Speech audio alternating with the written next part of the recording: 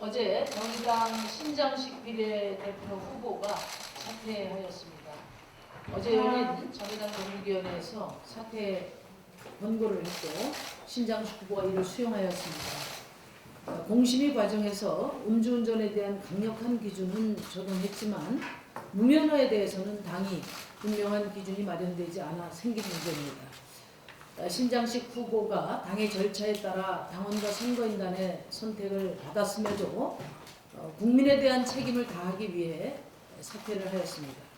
당의 불찰로 국민 여러분께 심려를 끼쳐드린 데 대해서 깊이 사과드립니다. 또 공심위의 잘못된 결정으로 신장식 후보를 선출해 주신 당원과 시민 선거인단 여러분께 실망을 드리게 돼서 죄송하다는 말씀을 올립니다. 당은 이번을 계기로 해서 당의 공직자 윤리 기준을 대폭 강화하고 시스템을 점검하는 계기로 삼겠습니다. 신장식 후보는 20년간 온갖 역경을 헤쳐온 우리 당의 대표적인 진보 정치인입니다. 이번에 선당후사의 자세를 보여준 신장식 후보는 비록 이번 21대 총선 비례대표 후보 자격을 부여받지는 못했지만 성찰의 시간을 거쳐 더 큰 정치인으로 거듭날 수 있도록 당이 함께 하겠습니다. 기호 1번 유호정 후보에 대한 입장도 말씀을 드리겠습니다. 유호정 후보는 대학생 시절에 게임 윤리와 관련된 잘못을 한 바가 있습니다. 당시에 후보가 사과를 했지만 게임을 하는 청년들 사이에서 여전히 문제제기가 되고 있다는 것을 잘 알고 있습니다. 전국위원회는 깊은 숙고 끝에 유 후보가 사회에 나오기 전에 저지른 잘못이고 당시에도 사과를 했고 지금도 깊은 성찰을 하고 있는 만큼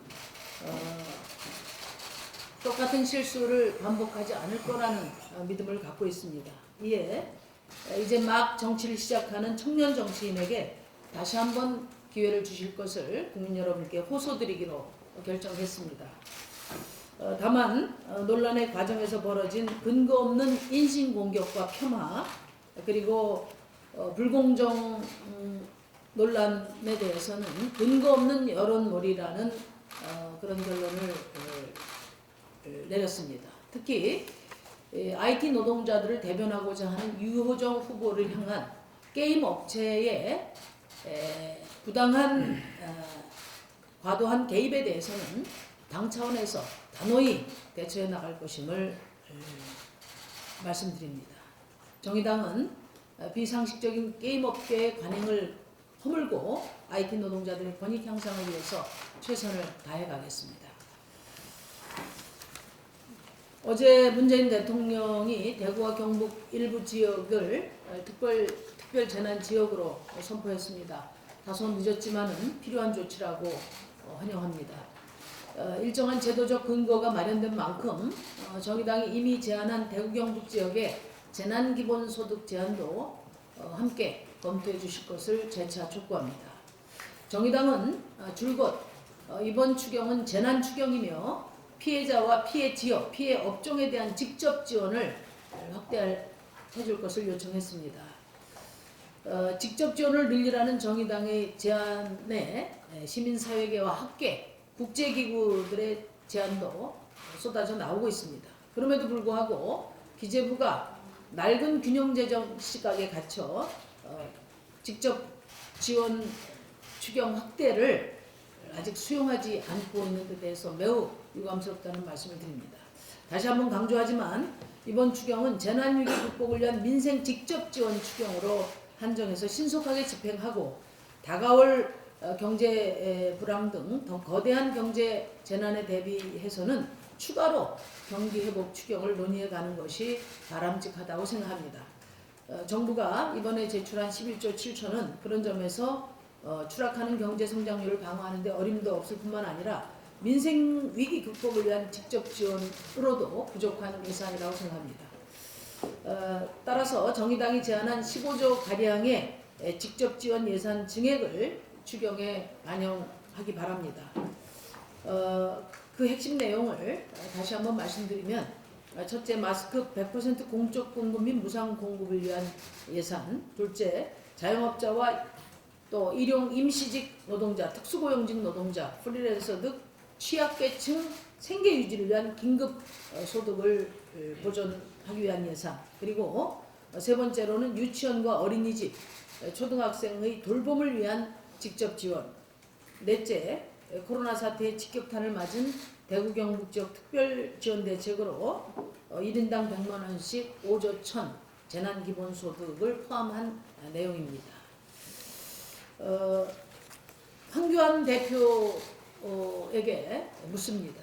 재난추경에 대한 제1야당의 안이 도대체 무엇입니까?